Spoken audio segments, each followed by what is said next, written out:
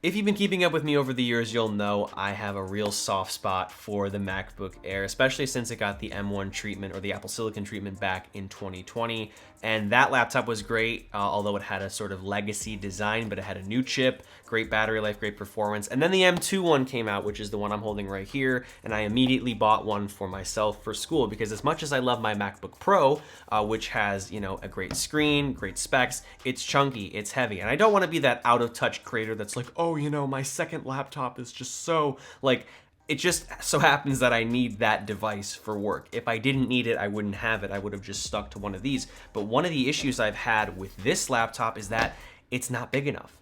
And you know, call me a size queen or whatever. But no, truthfully, like 13 inches is nice. It really is.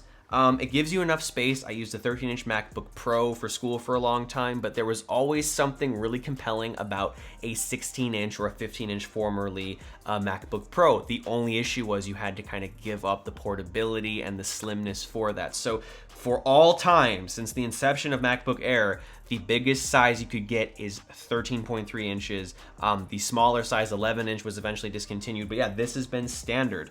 I really honestly didn't expect this. I always sort of wanted one, but then, you know, the rumors grew that Apple was working on one, and here we go. We have one in-house today.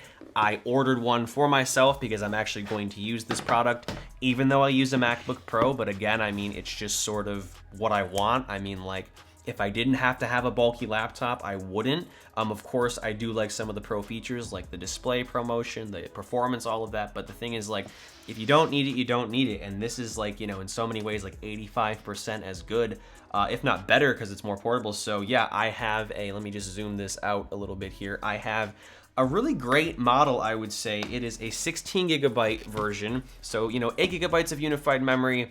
It's decent, but I definitely hit the limit, especially with this laptop. Like, even with like Safari tabs, I just sort of have trouble sometimes. Stuff would have to reload. I'd kind of get the laptop in sort of a slow state. You can only do a few, I say a few, I mean, you can do a lot of things with this at once, but you can definitely push it to its limits with just that amount of unified memory. But 16 gigabytes, I think, is a great amount. Unified memory goes a long way. People will like criticize Apple for not putting more unified memory in like the Mac Pro and the Mac Studio, but like 192 integrated into the processor is quite something, along with memory swap. The 512 gig SSD in here, I would assume, is also faster. There was a whole controversy about how the 256 gig drive, which I have in here, is slower. I don't really care. I don't use my laptop for that high end of things, at least one like this. If you want to do higher end things, buy a Pro. I digress. I think this is a great sort of middle ground. I think I paid $14.99 for this, which I think for what this is fantastic. But without further ado, let me actually unbox this. That would be great. No plastic on the box too. I'm actually impressed with that. Like, you know, we don't need to waste plastic like that. So these pull tabs are more than fine. And the box, of course, is, you know, Apple high quality experience, whatever. Like, it's nice. It's just bigger this year. Why is the autofocus not working? Could we not do that? Wouldn't that be great? Wow. What the hell is happening? Okay, so the autofocus may be glitching out, but here we go. I mean, this is not like the most revolutionary unboxing. I mean, it was pretty exciting last year because it was a new design, but I'm just so curious to see how I sort of feel about this in this size. Let me zoom out a little more. And what is, oh my God, that's my mic. Hold on, let's zoom back in there. Let's pull this out, maybe someday. Here it is. Gorgeous. Of course, on the inside you get a MagSafe cable to charge, which I'll keep in here for now. And then in terms of the literature pertaining to the product, as Detroit Borg would always say, if I can even pull it out of the packaging, we of course get some, you know, how-to stuff, you know, stuff about how to turn it on, about the software. Let me zoom in here. There we go. Great to know. Headphone jack, 2 Thunderbolt 4. Very nice, minimal. And then Apple stickers that are silver, color matched. Very cool. Okay, and then anything else in here? No? No. Okay. Well, let's put this back, and then you get, I believe, well, I didn't specify what charger I wanted, but this is a baseline. Let me unbox this. Or maybe not. Oh no, this is the dual port. This is a 35 watts. So, okay, decent. I have a higher powered one, but nonetheless, I will definitely probably make use of it. But anyway, let me toss that aside here and put the box back together. It's a typical Apple unboxing experience, you know, nothing super exciting, but always classy and enjoyable, especially when you're not an idiot like me that can't put the box back together. So let's put this back.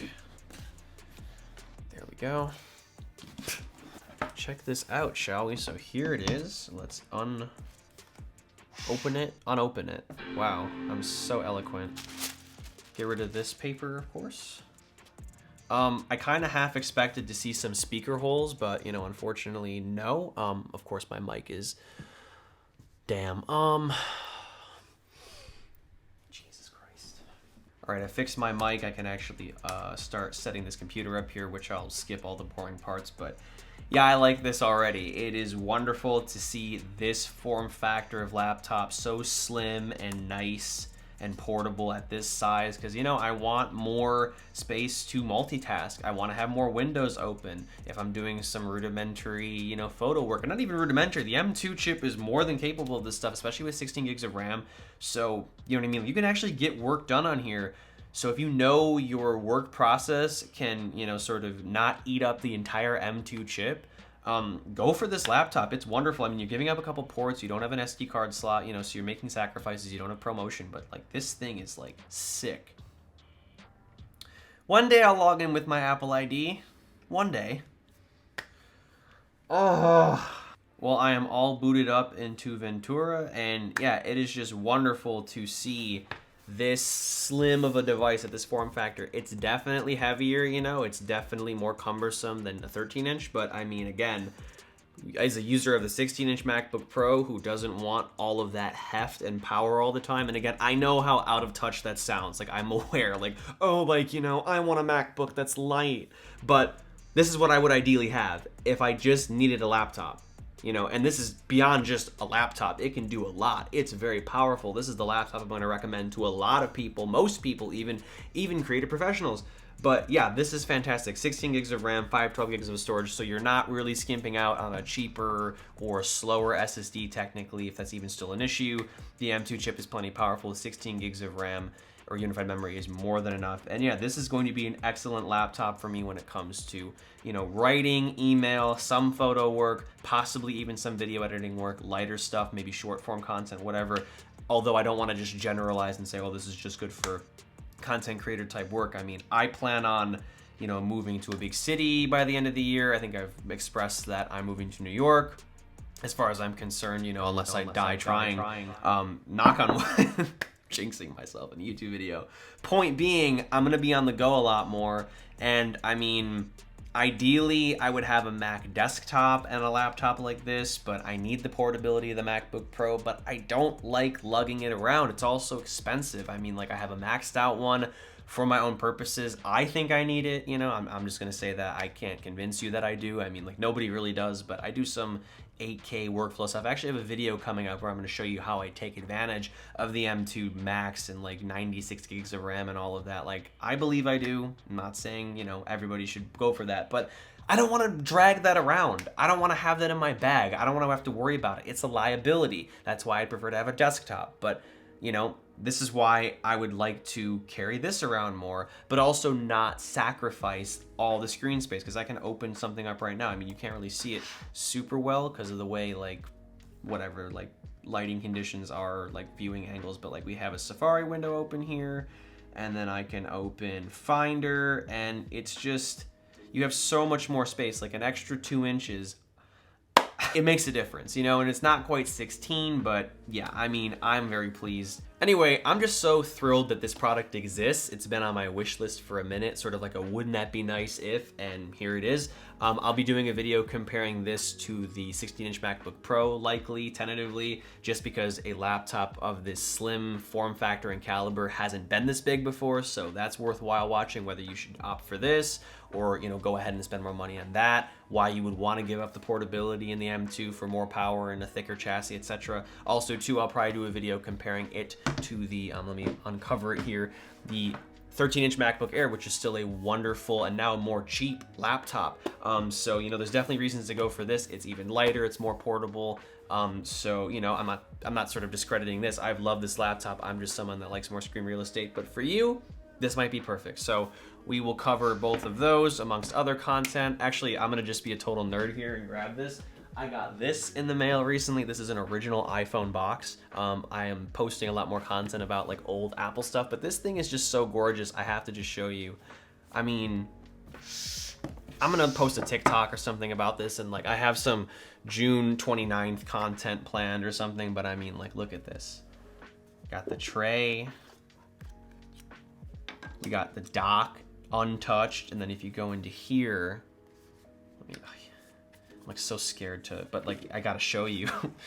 We have a unused iPhone branded microfiber cloth, just gorgeous. Then we have fingertips from 2007, really big, explaining how to use the iPhone, and some like, you know, FCC, maybe like safety information type stuff. And then the stickers, which only look like this in this sort of weird slanted way. So really fun stuff. I'm always acquiring these little trinkets and treasures, and I plan on talking more about them. So if you like that stuff, stay tuned. Also follow me on Instagram and TikTok. I'll show more of that. And you know what, I'll go even as far to grab an original iPhone that I have. Here we go, just to show you what this would look like. It's not charged, and it even says, please connect to power. That's like an iPhone OS 1 thing, but there you go.